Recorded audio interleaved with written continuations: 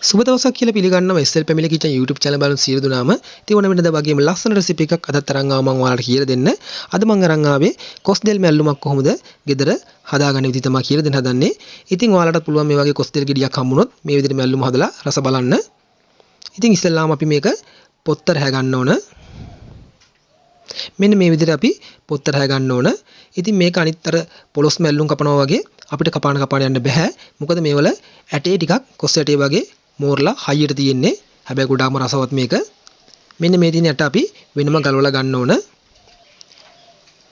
ඉතින් මේ විදිහට අපි ඇට ටික වෙන් කරගත්ත. මෙන්න මේ විදිහට ඔයාලට පුළුවන් ඇට ටික අයින් කරගන්න. ඊට පස්සේ මේකේ තියෙනවා පුඩ පොත්තක්. මෙන්න මේ වගේ පොත්තක්. ඒක අනිවාර්යයෙන්ම ගලව ගන්න ඕන. ඒක ගොඩාක් හයියයි. මේ තියෙන අපේ අර මැල්ලුම් පොලොස් කපනවා වගේ අපි ඉතුරු ටික අපි කපා ගත්තා. කපාගෙන අපි වතුරට කහ දාලා ඒකට තමයි අපි මේක දා ගන්න ඕනේ නැත්තේ. නැත්තම් කහට පිපෙනවා. ඔන්න අපේ ඇට ටිකත් අපි කපා ගත්ත පොඩියට. දැන් බලමු අපි අපිට අවශ්‍ය වෙන්නේ මොනවද මේක හදන්න කියලා. අපිට අවශ්‍ය වෙනවා මෙතන මම අරන් තිනවා අම්මිරිස්, ඒ වගේම සුදු ලුණු, ඒ වගේම පොල් අරන් තිනවා. තාමට අවශ්‍ය වෙනවා කහ, ඒ වගේම රසන උදා ගන්න ලුණු, ඒ වගේම ගම් මිරිස් කුඩු. මේ පොල් මැල්ලුමට තමයි මේ ටික අවශ්‍ය වෙන්නේ. ඒ වගේම ටෙම්පරාදුවට අපිට අවශ්‍ය වෙනවා උඹලකඩ, ඒ වගේම ලුණු, ඒ වගේම රම්පි කරපිංචා, සුදු ලුණු. තාමට අවශ්‍ය වෙනවා පොල් තෙල්, ඒ වගේම අබ. මේ තියෙන්නේ අපේ පොල් මැල්ලුමට අමර ගන්න අවශ්‍ය වෙන බඩු ටික. මම ඉස්සෙල්ලා ඔයාලට පෙන්නුවා. මේ වගේ භාජනයක් අරගෙන අපේ කපාගත්ත කොස්දෙල් ටික අපි ඉස්සෙල්ලාම මේකට එකතු කරගන්නවා. ඊට පස්සේ ලියාගත්ත කොස්දෙල් ටිකත් අපි ඒකට එකතු කරගන්නවා. ඒකලා මේක තඹ ගන්න ඕන අපි. වතුර ප්‍රමාණයක් අපි එකතු කරගන්නවා මේකට.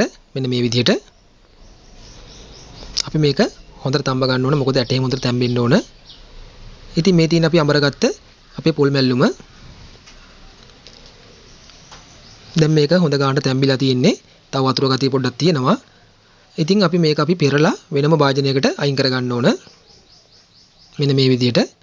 දැන් අපේ ටෙම්පරාදුව හදාගන්න අපි වෙනම තාච්චියක් තියාගෙන ඒකට අපේ ටෙම්පරාදුව හදන විදිහ අපි බලමු.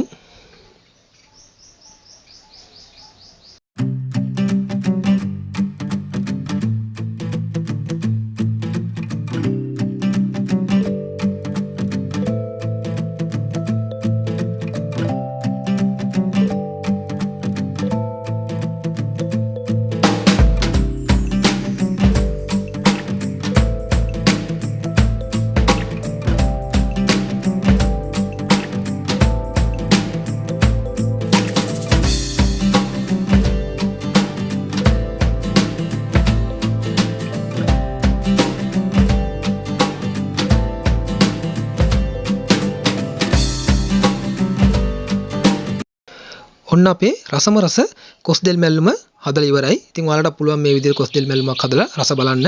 ඒ වගේම අපේ YouTube channel එක තාමත් subscribe කරලා නැත්නම් අනිවාර්යයෙන්ම වීඩියෝ පල්ලෙහා තියෙන රතු බටන් එක ඔබලා subscribe කරන්න. ඒ වගේම වීඩියෝ හොඳයි නම් යාළුවන්ට බලන්න share කරන්න. ඒ වගේම like කරන්න, comment එකකුත් දාන්න අමතක කරන්න එපා. එහෙනම් මේ වගේ ලස්සන වීඩියෝ එකක් අරගෙන අපි නැවත හමු වෙමු. ඔයාලට තෙරුවන් සරණයි.